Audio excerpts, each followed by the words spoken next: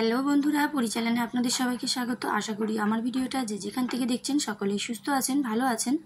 আজকের রেসিপি সজনে ডাঁটা দিয়ে কাতলা মাছের ঝোল। বন্ধুরা, গরমকাল তো এসেই গেল, আর এই গরমকালের দুপুরে যদি এইভাবে সজনে ডাঁটা দিয়ে কাতলা মাছের ঝোল বানানো যায় তাহলে সত্যিই গরমকালের দুপুরটা জমে যাবে। মাছ ভেজে নেওয়ার জন্য আমি এখানে মাছে নুন হলুদ মাখিয়ে কিছুক্ষণ রেস্টে রেখে দিয়েছিলাম। এখন তেল গরম হয়ে গেলে আমি এক এক করে মাছগুলোকে ভেজে নেব। এক পাশে মাছ আমার ভাজা হয়ে গেছে, আমি উল্টে আরেক পাশেও মাছ ভালো করে ভেজে নিচ্ছি। মাছগুলো আমার ভাজা হয়ে গেছে, এখন আমি মাথাটাকে আলাদা করে ভেজে নিচ্ছি। দেখুন, এখন আমার সব মাছ ভাজা কমপ্লিট। চলুন তাহলে দেখে নেওয়া যাক এই রেসিপিটির জন্য আমি কি কি উপকরণ নিয়েছি। এখানে আছে সজনে ডাঁটা, কাঁচকলা, পেঁপে, আলু, কাঁচা লঙ্কা আর আদা। এবারে গরম তেলের মধ্যে ফোড়নের জন্য দিয়ে দিলাম 1 চামচ কালো জিরে আর 4-5টা কাঁচা লঙ্কা।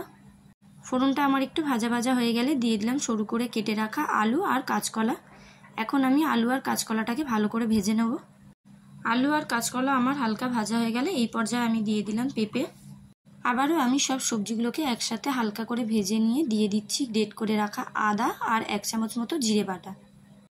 জিরে আমি আগেই বেটে রেখেছিলাম।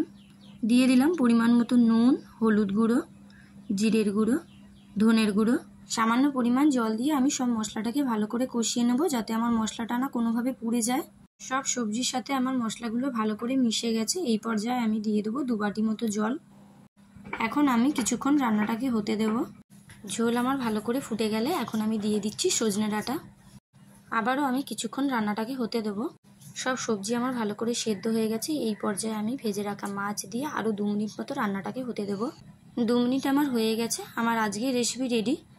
আমার এই রেসিপিটি যদি আপনাদের ভালো লেগে থাকে তাহলে একটি লাইক দিয়ে কমেন্ট করবেন আর অনেক অনেক শেয়ার করবেন। আর এরকম আরও ভিডিও পাওয়ার জন্য চ্যানেলটি সাবস্ক্রাইব করে পাশে থাকবেন। পাশে থাকা নোটিফিকেশান বেলটি অন করে অল বোতাম প্রেস করে দেবেন, যাতে করে আমি সব ভিডিও ছাড়া মাত্রই ভিডিওটি সবার আগে আপনার কাছে পৌঁছাতে পারে। আজকের মতন এখানেই সমাপ্ত। দেখা হচ্ছে আবার নতুন কোনো রেসিপি নিয়ে।